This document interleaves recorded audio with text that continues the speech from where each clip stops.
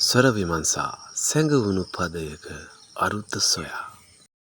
ස්වර විමර්ශා YouTube චැනලය subscribe කරමින් ඔබගේ අදහස් තීරේ පළ කරන්න. ආයුබෝවන්. අද අපි කතා කරන්නේ ශ්‍රී ලාංකීය සංගීත ශාස්ත්‍රයේ අතිශය ජනප්‍රිය වුණු විරහවේ වේදනාව උපරිමයෙන් දැනෙන අපූර්ව යුග ගීතයක් ගැන. ඒ තමයි චාමර වීරසිංහ සහ රජිකා ප්‍රසාදිනී ශිල්පිනී එකතුව ගායනා කරන ප්‍රේමය පුදදී අවසානයි. චාමරගේ ඒ සුවිශේෂී ගැඹුරු හඬින් සහ රජිකා ගායන ශිල්පිනියගේ සංවේදී ස්වරයත් මුසුවෙද්දී අසම්මත ප්‍රේමයක තියෙන අසරණකම මොනතරම්ද කියලා අපට දැනෙන්න ගන්නවා. අද අපි බලමු මේ ගීතයේ පද අතර සැඟවුණ ඒ දුක්බර අර්ථය මොකක්ද කියලා. ප්‍රේමය පුදදී අවසානයි. ඔහු සතු වී කාලය බොමයි. නොලැබෙනමා නොපතන්න තහනම් සෙවනේ යන්න. ගීතය ආරම්භ වන්නේ පෙම්වතියගේ පාර්ශවයෙන්. ඇය තේරුම්ගෙන තිබෙනවා තමන් ආදරය කරන කෙනා දැන් තවත් කෙනෙකුගේ අයිතියක් බව. ඒ නිසාම ඇය ඔහුට කියනවා තවදුරටත් මව පතන්න එපා. මේ තහනම් සෙවනෙන් ඉවත් වෙලා යන්න කියලා. පරාජය දුක මට පුරුදුයි කිමින් පෙනෙන්නේ ඇය ජීවිතය පුරාම ලැබූ අහිමිවීම නිසා දැන් ඇය වේදනාවට හුරු වී ඇති බවයි. මා වෙනුවෙන් නොහඬන්න ජීවිතයට ඉඩ දෙන්න. ඔය කී ලෙස මතු ඉන්න දිවුරුන් නම් බෑ දෙන්න.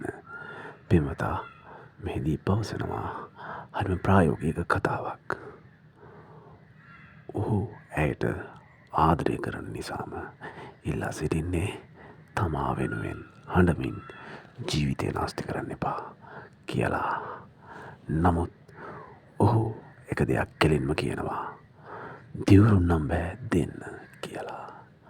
තමන්ට ඇයව අමතක කරන්නට හැකි බවට බොරු පොරොන්දුදී ඇය රවට්ටන්න ඔහු සූදානම් නැහැ.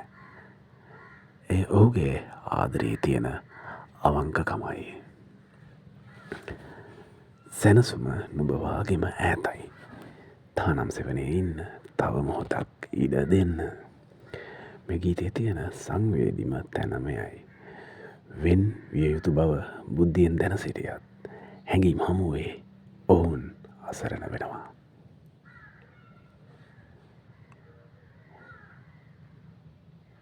ඇයට ඇගේ සැනසීම තියෙන්නේ ඔහු ළඟ. ඔහු ඇගෙන් ඈත් වෙද්දී සැනසීමත් ඇගෙන් ඈත් වෙනවා. ඒ නිසාම ඇය අවසාන වතාවට ආයාචනා කරනවා මේ තහනම් සෙවනේ තව එක මොහොතක් විතරක් රැඳී ඉන්න මට ඉඩ දෙන්න කියලා. මට නොපෙනී පිට වෙන්න නොහඳුන කෙනෙකුන් වෙන්න. ගතගෙන යන්නම් දුරක සිතනම් බෑ ගෙන යන්න. ගීතය අවසන් වන්නේ හදවත පාරන තීරණයක්. ඔවුන් තීරණය කරනවා මින් පසු මුණ නොගැසෙන නොහඳුන දෙදෙනෙකු බවට පත්වෙන්න. ශරීරයෙන් දෙපැත්තට වුණත් ඔවුන් පවසනවා ගතගෙන යන්නම් දුරක සිතනම් බෑ ගෙන යන්න කියලා. ලෝකයට පෙනෙන්නට වෙන්නුනත් ඔවුන්ගේ හදවත් සදහටම එකිනෙකා ළඟ නතර වී ඇති බව පවසමින් මේ ශෝකාන්තය අවසන් වෙනවා. චාමර වීරසිංහ සහ රජිකා ප්‍රසාදිනියන්ගේ මේ අපූරු ගායනය අපේ හදවත්වලට සමීප වන්නේ මේ යථාර්ථය නිසාමයි. ඉතින් මේ ගීතය ගැන ඔබ හිතන්නේ මොකක්ද? ඔබේ අදහස පහලින් කොමන්ට් කරන්න.